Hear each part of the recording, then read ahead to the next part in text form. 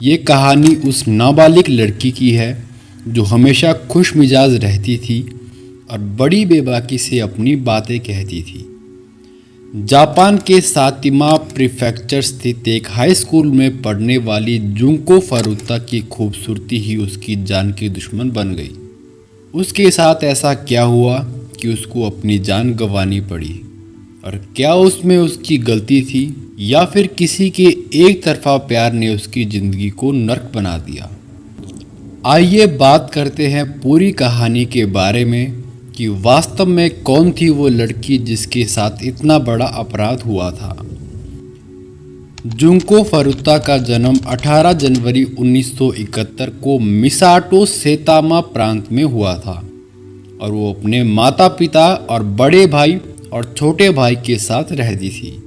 वो यशिया मिमामी high school में पढ़ती थी और ग्रेजुएशन ट्रिप के लिए पैसा बचाने के लिए स्कूल के घंटों के बाद पार्ट टाइम जॉब करती थी ताकि वो लाइफ में लोगों से थोड़ा अलग कर सके। और उसका सपना एक गायिका बनने का था।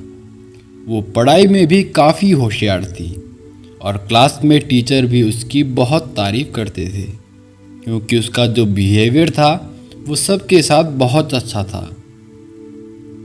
उसके दोस्तों के अनुसार वो एक आइडल सिंगर बनने का सपना देखती थी, लेकिन उसे पता नहीं था कि उसके साथ आगे क्या होने वाला है, क्योंकि उसके साथ ही कुछ लड़के पढ़ते थे जिन्होंने उसका किडनैप करके उसके साथ बलात्कार किया था। अब मैं आपको बताता हूँ उन अपराधियों के बारे में जिन्होंने जुंको फरुता के साथ बलात्कार किया और बाद में उसे मार दिया। उसके किडनैपिंग में 4 लड़के शामिल थे जो उसी हाई स्कूल में पढ़ते थे।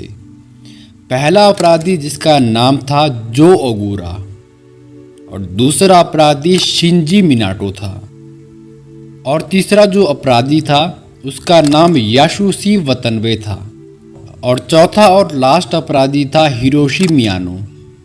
और इस अपराधी ने लड़की के साथ बहुत ज़्यादा बेरहमी की थी, तो इसको सबसे ज़्यादा सज़ा भी मिली। इसको 20 साल की सज़ा मिली थी। मियानो का बचपन से ही चोरी डकैती का इतिहास रहा था, जैसे कि दुकानों से सामान चुराना और स्कूल की संपत्ति को नुकसान पहुंचाना, और भी बहुत सारे अपराध शामिल थे। जुंको फरुटा धूम्रपान नहीं करती थी, शराब भी नहीं पीती थी और ना ही ड्रग्स लेती थी, लेकिन हिरोशी मियानो उससे प्यार करता था, लेकिन वो रिश्ता नहीं बनाना चाहता था। वो सिर्फ उससे नाजायज़ संबंध बनाना चाहता था, लेकिन जुंको फरुता ने इसे अस्वीकार कर दिया और उसके बाद से वो जुंको से नफरत करता था।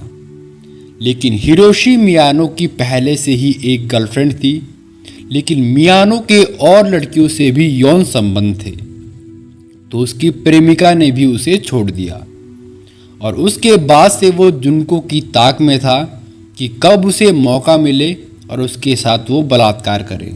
अभी तक मैंने आपको अपराधियों के बारे में बताया कि किस अपराधी ने क्या काम किया।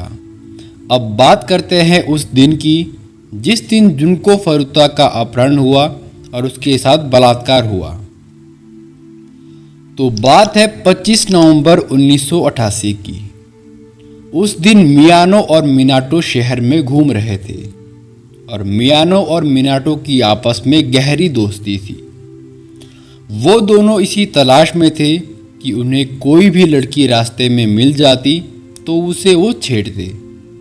लेकिन जब जुंको फरुता अपनी जॉब से शाम के समय वापस आ रही थी तो उसको मियानो और उसके दोस्त मिनाटो ने साइकिल पर जाते हुए देख लिया और वो दोनों उसका पीछा करने लगे।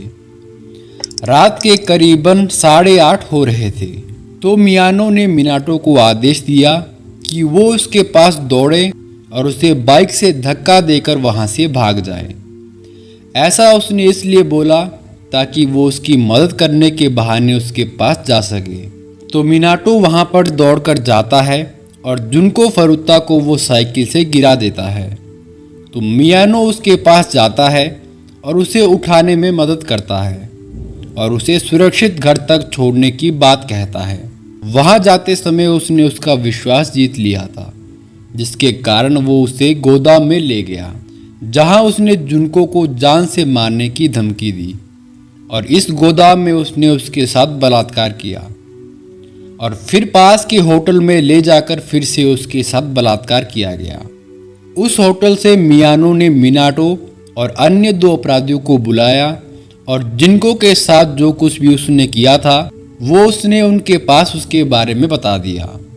ओगुरा, जो कि मियानो का दोस्त था, उसने मियानो से कहा कि वो उसे कैद करके रखे ताकि वो और अन्य लोग उसका यौन शोषण कर सके, यानी कि बलात्कार कर सके, क्योंकि इस समूह का सामूहिक बलात्कार का इतिहास रहा था और उन्होंने पहले भी एक अन्य लड़की का अपहरण करके उसके साथ बलात्कार किया था, लेकिन बाद में उसे छोड़ दिया गया।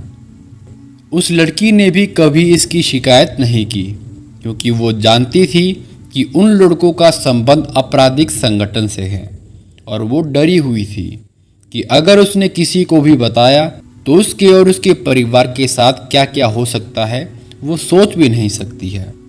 उसके अगले दिन लगभग 3 बजे मियानो जुंको को पास के एक पार्क में ले गया, जहां अन्य 3 लड़के उसका इंतजार कर रहे थे। उन्होंने उसकी एक नोटबुक में उसके घर का पता जान लिया था और उसे बताया कि वो लोग आपराधिक संगठन का हिस्सा है और अगर उसने भागने की कोशिश की तो उसके परिवार को मार डालेंगे। लड़कों ने उसे पकड़ लिया और उसे वापस मिनाटो के घर ले गए, जहां पर वो और उसके माता पिता रहते थे। 27 नवंबर को जुनको के माता पिता ने उसकी गुमशुदगी की रिपोर्ट दर्ज करवाई और जांच में बाधा डालने के लिए मियानो ने उसे अपने माता पिता को 3 बार फ़ोन करके ये विश्वास दिलाने के लिए मजबूर किया कि वो घर से भाग गई है और पूरी तरह से सुरक्षित है और दोस्तों के साथ वो रह रही है। उसने ऐसा इसलिए किया ताकि जुनको के माता पिता उसकी तलाश ना करें। तो मूल रूप से जब भी मिनाटो के माता पिता आसपास होते थे तो वो जुनको को ऐसा व्यवहार करने के लिए मजबूर करते थे जैसे कि वो मिनाटो की प्रेमिका है। वो ऐसा इसलिए करते थे ताकि मिनाटो के माता पिता को ये ना लगे कि उन्होंने उसका किडनैप किया है।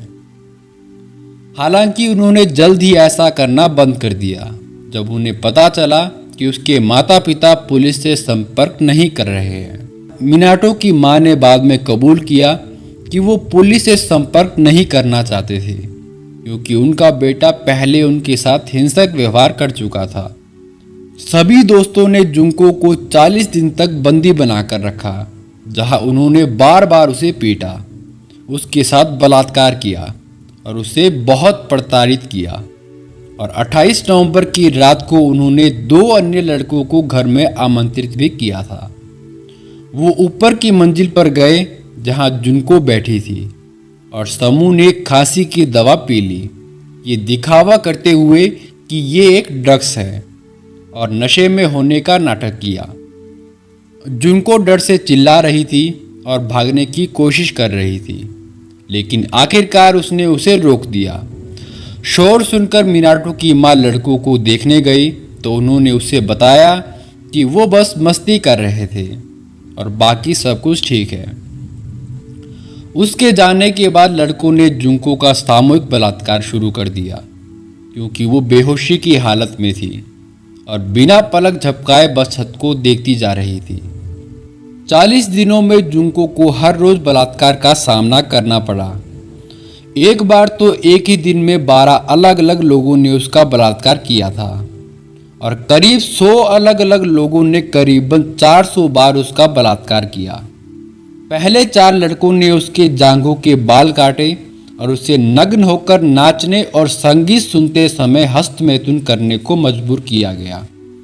और जब उसे इतनी बुरी तरह से पीटा गया कि वो चल भी नहीं सकती थी, तो उन्होंने उसे बहुत कम कपड़ों के साथ ठंड के मौसम में बालकनी में बाहर सोने के लिए मजबूर किया गया और उसे फ्रीजर में सोने के लिए भी मजबूर किया गया। उन्होंने उसे बड़ी मात्रा में दूध और पानी और शराब पिलाई और एक समय ऐसा आया जब वो इतनी घायल और इतनी बीमार हो गई थी कि वो पानी भी नहीं पी पा रही थी। वो तुरंत उल्टी कर देती थी। उसे पैंट थिनर को सूंघने और एक साथ कई सिगरेट पीने के लिए भी मजबूर किया गया और बार बार उसके पैरों और हाथों को लाइटर के तरल पदार्थ से जलाया गया। दिसंबर के अंत तक जुनको बेहद कुपोषित हो गई थी क्योंकि उसे बहुत कम खाना दिया जाता था और अंत में उसे केवल दूध दिया जाता था। उसे बहुत ज़्यादा चोटें और भयानक संक्रमण थे और वो बाथरूम का इस्तेमाल करने के लिए सीढ़ियों से ऊपर नीचे भी नहीं जा सकती थी और सिर्फ बेडरूम तक ही सीमित हो गई।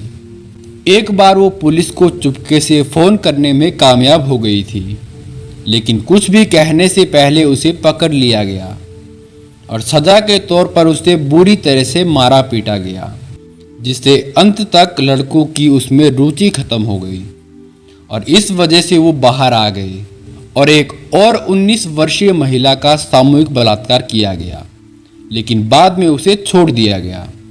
4 जनवरी 1989 को मियानो महजोंग का खेल हार गया और उसने जुंको पर अपना गुस्सा निकालने के लिए उसके शरीर पर लाइटर का तरल पदार्थ डालकर उसे आग लगा दी और कथित तौर पर जुंको ने आग बुझाने की कोशिश की, लेकिन आखिरकार वो बेसुध हो गई। उन्होंने उसे पीटना जारी रखा और एक मोमबत्ती जलाई और उसके चेहरे पर गर्म मोम टपकाया। उसकी पलकों पर 2 छोटी छोटी मोमबत्तियां रखी गई और उसे अपना मूत्र पीने के लिए मजबूर किया गया। लात मारने के बाद वो एक स्टेरियो यूनिट पर गिर गई और उसे ऐंठन होने लगी। उन्होंने अपने हाथों को प्लास्टिक की थैलियों में लपेट लिया और उसे पीटना जारी रखा और साथ ही उसके पेट पर कई बार लोहे की एक्सरसाइज बॉल गिराई और हमला लगभग 2 घंटे तक चला और आखिरकार उसकी मौत हो गई। हत्या के आरोप में फंसने के डर से लड़कों ने उसके शरीर को कंबल में लपेटा और उसे एक ट्रैवल बैग में ठूस दिया। फिर उन्होंने उसके शरीर को 200 लीटर के ड्रम में रखा और उन्होंने उसे सीमेंट में भर दिया। 23 जनवरी 1989 को मियानो और ओगुरा को एक 19 वर्षीय लड़की के साथ सामूहिक बलात्कार के आरोप में गिरफ्तार कर लिया गया, जिसका उन्होंने दिसंबर में अपहरण किया था। 29 मार्च को 2 पुलिस अधिकारी उनसे पूछताछ करने आए क्योंकि उनके पते पर महिलाओं के अंडरवेयर पाए गए थे। पूछताछ के दौरान मियानो को लगा कि उनमें से एक अधिकारी को जुंको की हत्या के बारे में पता है। उसने मान लिया कि ओगुरा ने पुलिस के सामने अपराध कबूल कर लिया है, इसलिए मियानो ने पुलिस को बताया कि वो उसका शव कहां पर पा सकते हैं। अधिकारी इस कबूलनामे से हैरान थे क्योंकि वो जुंको के बारे में बात ही नहीं कर रहे थे। वो एक अलग महिला और उसके 7 वर्षीय बेटे की हत्या के बारे में बात कर रहे थे, जो जुंको के अपहरण से कई दिन पहले हुई थी। पुलिस को वो ड्रम मिला जिसमें जुंको का शव था और वो उसकी उंगलियों के निशान से उसकी पहचान करने में सक्षम थे। 1 अप्रैल 1989 को ओगुरा को एक और यौन उत्पीड़न के लिए गिरफ्तार किया गया और बाद में जुंको की हत्या के लिए भी गिरफ्तार किया गया। इसके बाद मिनाटो और वतनबे के साथ साथ मिनाटो के भाई को भी गिरफ्तार कर लिया गया। दुर्व्यवहार और बलात्कार में शामिल कई अन्य लोगों की भी पहचान की गई। मियानो को 20 साल की जेल और मिनाटो को 5 से 9 साल की जेल और वतनबे को 5 से 7 साल की जेल और ओगुरा को 8 साल की किशोर हिरासत की सज़ा सुनाई गई। तो ये थी जुंको फरुता की मौत की दर्दनाक कहानी, जिसने एक समय पर तहलका मचा दिया था। क्योंकि वारदातें तो होती रहती है, लेकिन ऐसी वारदात जिसको सुनकर रोंगटे खड़े हो जाए, ऐसी वारदात बहुत कम सुनने को मिलती है। ये कहानी आपको कैसी लगी कमेंट बॉक्स में ज़रूर बताएं। फिलहाल इस वीडियो में इतना ही। मिलते हैं आपको एक और क्राइम कहानी के साथ। तब तक के लिए धन्यवाद। Thank you so much.